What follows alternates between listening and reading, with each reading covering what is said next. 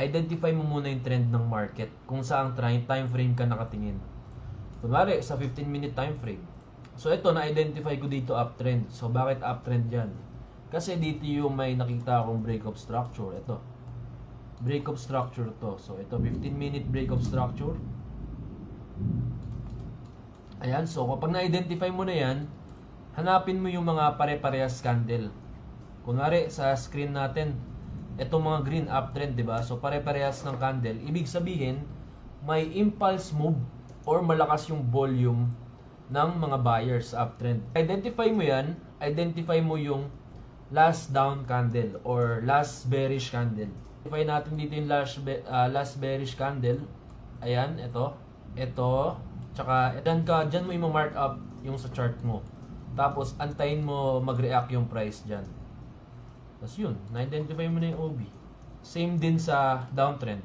Sa downtrend, last up candle na mga manipulation na move or hedge move ng big players na kailangan nila balikan para i-mitigate.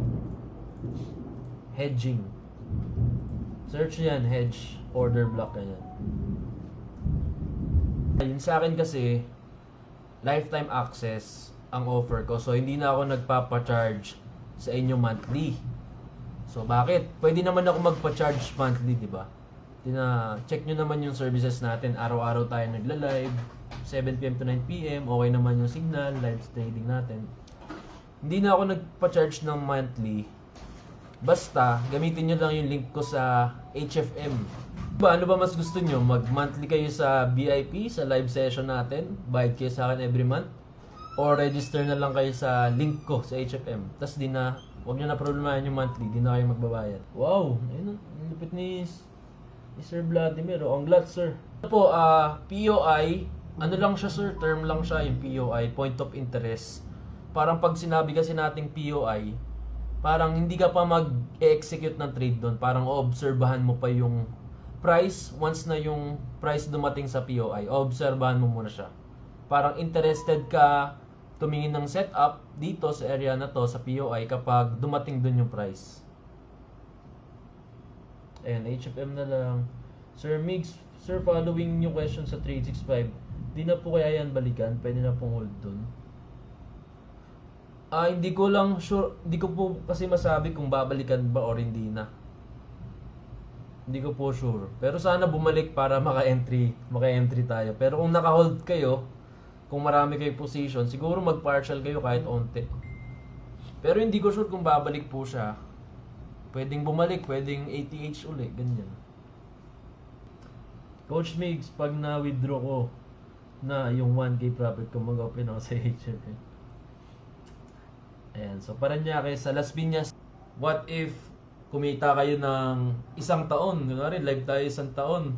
Sobra-sobra na yung kita nyo sa 3.5. Parang isipin nyo lang as parang yung 3.5 capital nyo sa trading, traditions or confluence na dapat. No, Sir Jerry, based sa strategy ko, kailangan mo mag-check ng market structure, tapos wait mo yung price ma-reach yung OB, FBG, yan, yung mga ganyan. Tapos candlestick pa. Ano po yan sa prop firm? Pag napasa mo yung challenge, bigyan ka ni prop firm ng parang virtual account. Kapag kumita yon, hati kayo sa profit. Parang ganun. Saan, Sir Rizalde? HFM kayo na last time. Malaysia po. Sa Malaysia. Tsaka sa Thailand. Sa Malaysia, hindi kami nakasama ni Mish. Pero yung nakasama is yung member ng community natin. Nasa Thailand kami ni Mish, sa Gala. So, hopefully may makasama dito sa Thailand ulit, no? Sa Gala nila. Pag-Gala ni HFM. Kita-kits tayo sa Thailand. Ano, Sir EJ? Candlestick pattern. Doji candle. Tapos chok. Antay ka ng chok. Pwede rin sense sa HFM. Ngayon nga may pit na ako yung mga nag-join ngayong October. Pag hindi talaga HFM gamit, di ko na nakita naman sa VIP signal kasi business rin naman tong signal. Pero nakatingin kasi ako sa sa long term. Nakatingin ako sa long term. Hindi lang ako nakatingin sa 3.5 na pinang-member nyo. Kasi yung 3.5, mabilis lang masunog yan sa gold. Kita nyo naman yung mga sunog ko sa gold. Wala pa po, Ma'am Janela. Wala pa tayong signal. Waiting pa ako sa setup. Sa 5% ng account. Or sa, yun, binibilang ko kasi yung pips ng gold kung ilan. Kapag, kunwari, sa $100, nag 0.01 lot size ka, diba? Tapos, ang 50 pips ng $100, kapag na-SL ka sa 50 pips, $5 na yun. Kapag 100 pips, yan, pag sa ibang bansa, ayos lang yan. Sige lang, Sir Bong. Registration fee sa HFM, need mo lang mag-deposit pa. Meron din bonus si HFM sa ano niya, sa bonus account tayo. FHM yan, Sir Bong. Hindi ko kaya, Sir Bobby, copy trade. Hindi kaya ng trading psychology ko. Baka masunog account nyo pag nasunog ako. Kapag napili kayo ni HFM na makasama sa gala, libre kayo ni HFM. Sagot lahat ni HFM. Hotel, airplane, pagkain, ganyan. Pocket money, sa inyo lang siguro. Ewan ko lang kapag nasa ibang bansa ka po. Kasi sa Pinas yun, sagot nila lahat. Pati pamasahe mo papuntang airport. No, ang ganda ng hindi cheap si HFM. Pang VIP talaga yung nila sa mga client. So, how to compute lot size? So, turuan ko kayo ngayon paano kayo mag-compute ng lot size. Let's say, kunwari, di ba, nag-signal tayo sa gold. Punta kayo ng my FX book, calculators. Tapos, currency pair, type nyo dyan, XAUUS. Account size, let's say you have $1,000. Yan, kagaya ni Sir Peter, merong 1,000. Tapos, risk ratio. So, ilang percent sa $1,000, ang kaya mo i-risk? So, let's say 1%. Lalagay mo dyan 1. Stop loss, kunwari, yung SL natin is 50 pips, yung nakalagay sa VIP, 50 pips. So, lagay mo dito 500 points or 500. Kasi 500, 50 pips yan. Tapos, click mo lang calculate. Then, ayan, lalabas na dyan yung money. Ito yung risk mo. 10%, $10. Tapos, sizing 0.02. So, ganyan lang mag-compute. Kunwari, gusto mo mag-risk ng 5%, baguhin mo lang yan. 5%. Calculate. Kailangan mo ng 0.10 lot para mag-risk ka ng $50. Yung ganyan. So, ganyan lang mag-compute if gusto nyo na exact lang yung risk nyo palagi sa mga setup. Regardless ng SL. HFM may lot size calculate. Hindi ko pa nakita kung may lot size calculator siya. Shout out sa 245 viewers natin dyan. So, next time, ano na tayo? 300. Dati 30 lang tayo no? Bilis na. Nag-touch siya sa 15 MOB. Then, ito. Tingnan natin kung magkaka-choke siya. Choke pababa. Para makasell tayo. So, ngayon wala pa siyang choke. Dapat ma-break ni gold tong previous low. Ito. Dapat ma-break ni gold to. Yung sa lot size calculator, punta ka sa my FX book, forex calculators. Tapos sa currency pair, lalagay mo dito kung saan ka nagtitrade. Euro USD, XAUUSD. Kapag gold, type mo dyan XAUUSD. Account currency, naka euro ka ba or USD? Kapag USD, lagay mo USD. Account size, ano po ba yung account size mo? Meron ka bang $1,000, $5,000, $500, ganyan. So, lalagay mo dyan. Risk ratio, ilang percent yung risk mo dito sa risk ratio. Hindi lang kita sa screen. So, let's say 1%, lagay mo dyan 1. Stop loss pips, ilan ba yung SL? SL natin sa signal. Pag 50 pips nakalagay, lagay mo 500. Itong trade size, wag nyo na gagalawin. Click mo lang calculate, tapos lalabas na sa baba yung risk mo, $10, yung sizing, 0.02. So, ito yung gagayahin mo na lot size para mag-risk ka ng $10. Para po ma-consider na choke, dapat full body, hindi po weak. Dapat body siya. Body close candle. Opo, body close po ng candle. Pag weak lang, hindi siya choke. Mag-liquidate lang yan. May ginab lang na liquidity or OB yan. Mamaya, dito yung possible na aabangan natin, OB. Para mag-abang naman tayo ng confirmation. Di ba? Dami confirmation, ang tagal mag-trade. Ganyan talaga eh. Yan yung ano ko sa... Ito, dalawa yung POI ko para maganap ng buy. Dito, tsaka dito. Wala pa po akong sell, Sir Tan. Ano lang, nag-aantay pa lang. Yes, Sir Bong, parang pullback. Pullback ang tawag sa kanya, retracement. After chop, times nagre-retrace si Gold sa... Alam, Sir Rod, di ako familiar sa mga ano, cap and hand. RJD, hindi po ako nagdi-DXY. Ano lang talaga ako, isang chart. Ano lang yung technical analysis ko kay Gold. Yun lang, kung ano yung pagkakabasa ko sa goods. Pero hindi ko sure na ano sure win, sure profit. Mataas lang yung chance na mag-TP, pero yun, di pa rin natin alam yung gagawin ng market eh. Ay, may red news daw in 4 minutes. Signal ko kasi more on ano lang eh, 1:2. Pero nagsasabi naman ako pag, kunwari, pang swing, magsasabi ako.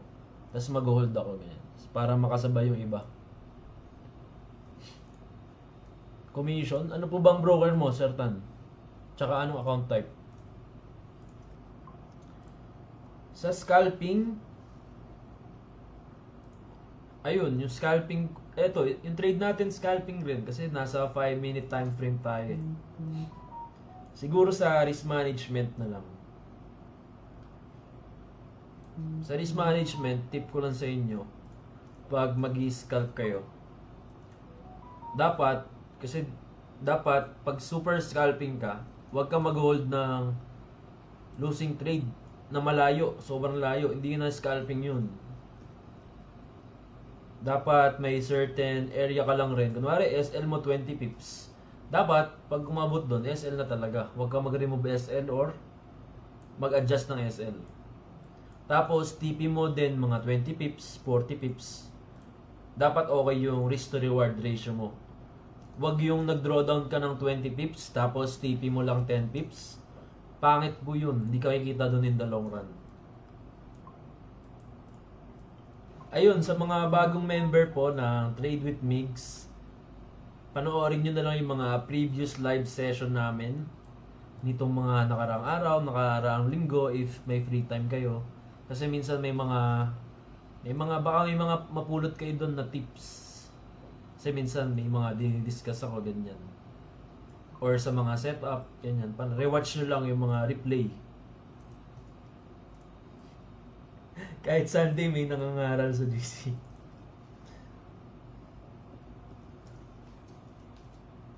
Bias ko po, interested ako mag-buy kapag bumaba si Gold dito sa OB. Tapos, interested ako mag-sell kapag may nakita akong magandang confirmation dito. Yan, ganyan. Si Gold nag-top na siya sa OB dito. So, antay na lang ako ng chok.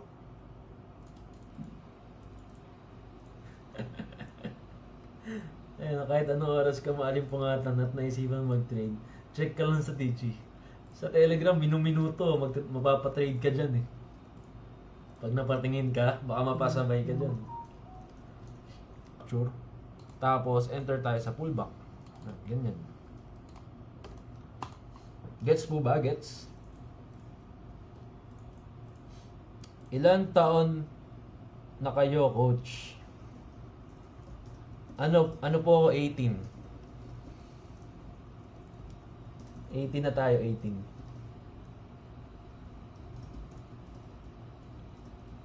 Hello sa mga tachu from Isabela. Lapit ah.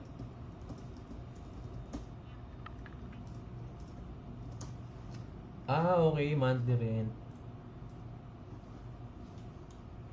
Best time frame for scalping? 5 minute. Okay sa akin, 5 minute. Nag-work siya.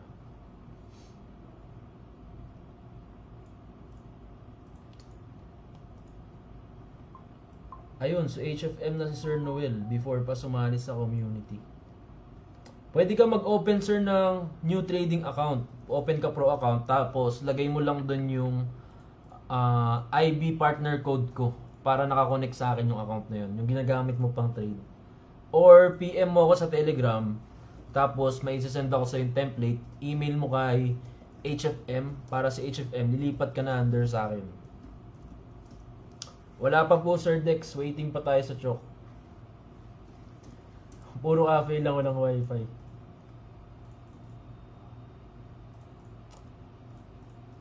Sige Sir Rod, PM ka lang sa ano po, sa Telegram. Time frame ko po, 5-minute time frame.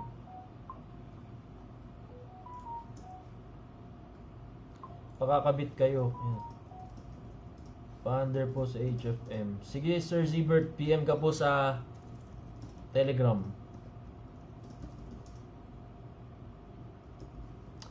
Hindi ko lang po sure Sir Remo kung nakapasok ka po. Siguro send mo sa akin yung HFID mo, sir.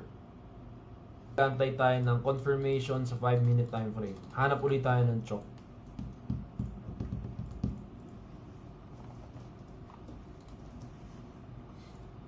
Ayun na, umangat na si Goldie. So wala pang chok kay Gold. Wala pang possible sell po dyan. So yun, wala tayong setup tonight.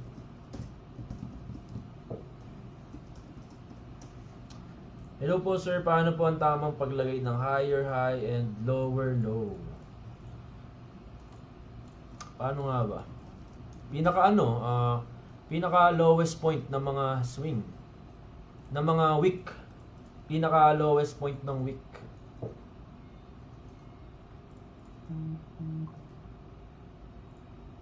$3,882. Ayan, kasi siya yung parang previous low na wick. Kasi ito, tignan nyo yung market structure nito. Ito yung low, tapos naka-break siya ng structure. Tapos ito uli yung low niya. Then umakyat na uli siya, naka-break ng structure. So ito yung parang pinaka-low nitong structure na to nung naka-break siya. Kaya yun yung kinonsider ko na swing low sa 5 minute.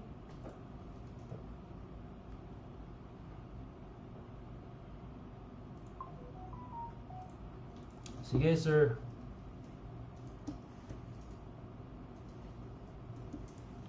Yan, baka umakyat pa siya dito sa 5MOB. Pag may choke dyan, di ba umakyat? Tapos nagka-choke. Yan, pwede. Scalp sell.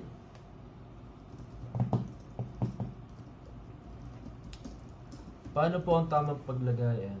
Bakit? Pag nag-choke, saan po possible na entry natin na sell? Basehan ng entry price natin. Paano ba yan? Wala tayong setup ngayon. Wala pang setup. Bukas ulit tayo maghahanap. Yan. Pag ano kasi, pass na ng 9 PM. Tapos, wala akong trade. Mahina na yung powers natin. Mahina na yung ano ko doon. Winning percentage ko mababa na. Kaya dapat before 9 PM, pag may setup ako, yun, doon lang tayo magte-trade. Pero pag nag-trade ako ng 9 PM onwards, medyo mababa na yung win rate ko nun. Hindi na nag-work yung strategy ko. So, bukas na po ulit tayo mag-trade. Wala tayong trade again today. Yesterday meron.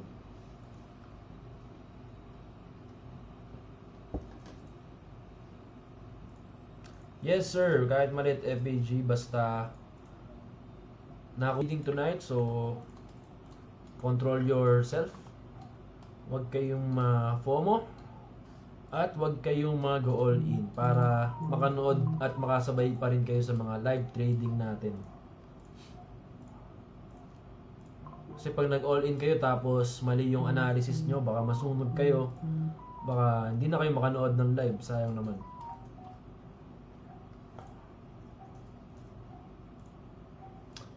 Depende ma'am, kapag meron ako nakitang setup, pero madalas gabi ako nag-signal during live.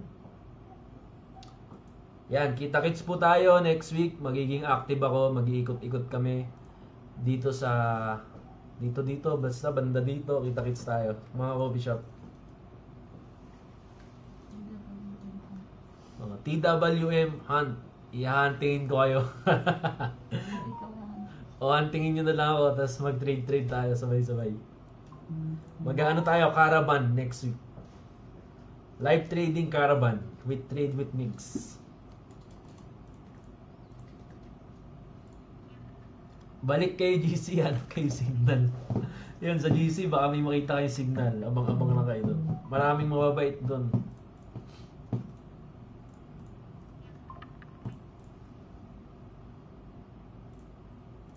Ayun, no? Panoorin nyo rin po yung mga previous video ko sa FB group. Baka may matutunan kayo sa mga bagong sali. Panoorin nyo yung simula August 27 na live video, replay. Tama, Sir Catalino. Good night po, good night. Salamat sa panonood.